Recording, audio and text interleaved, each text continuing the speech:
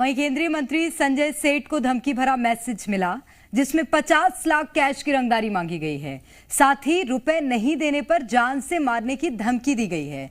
संसद का शीतकालीन सत्र चल रहा है और रक्षा राज्य मंत्री दिल्ली में हैं। इसी बीच रांची से उनके मोबाइल पर धमकी भरा मैसेज आया। मामला हाई प्रोफाइल है, इसलिए एटीएस मामले की जांच में जुट गई है।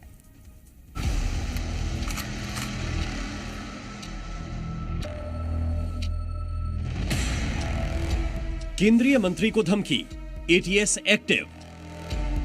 रक्षा राज्य मंत्री संजय सेठ से 50 लाख की रंगदारी मांगी गई है। साथ ही पैसे नहीं देने पर जान से मारने की धमकी मिली है। केंद्रीय मंत्री को धमकी की खबर जैसे ही पुलिस तक पहुंची, जांच एजेंसियां एक्टिव हो गईं। शुरुआती जांच में पता चला कि रांची के किसी इलाके से मोबाइल फोन मैसेज के जरिए संजय सेठ को धमकी दी गई है।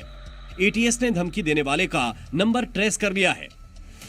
रक्षा राज्य मंत्री संजय सेठ को एक एसएमएस आता है और ये एसएमएस कल उनके मोबाइल पर आया था। तकरीबन 4 बजे करीब में ये एसएमएस आया था जिसमें उनसे रंगदारी की मांग की गई थी और 50 लाख रुपए की रंगदारी की मांग की गई थी। और एसएमएस के अंत में लिखा गया था लाल सलाम और कहा गया था कि यदि वो रंगदारी नहीं देते हैं तो उनसे जान से मारने की धमकी दी गई थी।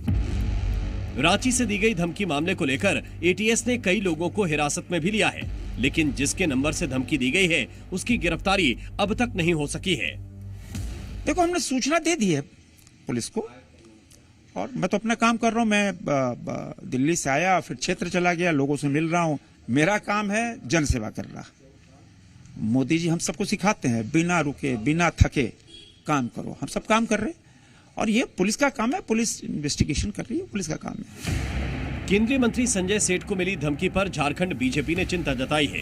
बीजेपी विधायक सीपी सिंह ने कहा कि झारखंड में अपराधी बेखौफ हैं और पुलिस सिर्फ चालान काटने में व्यस्त है।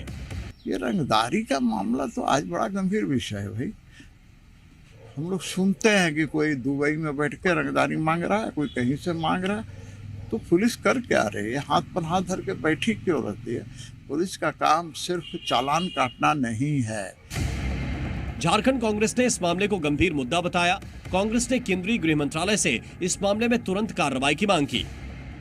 हाल के कुछ दिनों में राजनेताओं को फोन पे धमकी देने का जो एक परिपाटी चला है, यह देश के लिए भी गंभीर है और लोकतंत्र के लिए भी गंभीर है।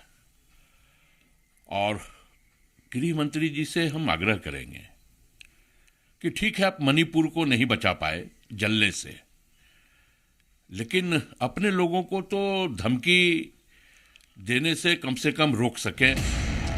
रक्षा राज्य मंत्री और रांची लोकसभा सीट से भारतीय जनता पार्टी के सांसद संजय सेठ से जबरन वसूली और धमकी देने का मामला शुक्रवार की दोपहर करीब 4 बजे का है। दिल्ली में इससे जुड़ी एफआईआर दर्ज कराई गई है। अनजान व्यक्ति की तरफ से ये एक एसएमएस भेजा गया था रक्षा राज्य मंत्री के मोबाइल पर और इस पे एफआईआर दर्ज करके अब इस पूरे मामले की जांच की जा रही है। कैमरामैन शिवशंकर के साथ राहुल मिश्रा, जी मीडिया।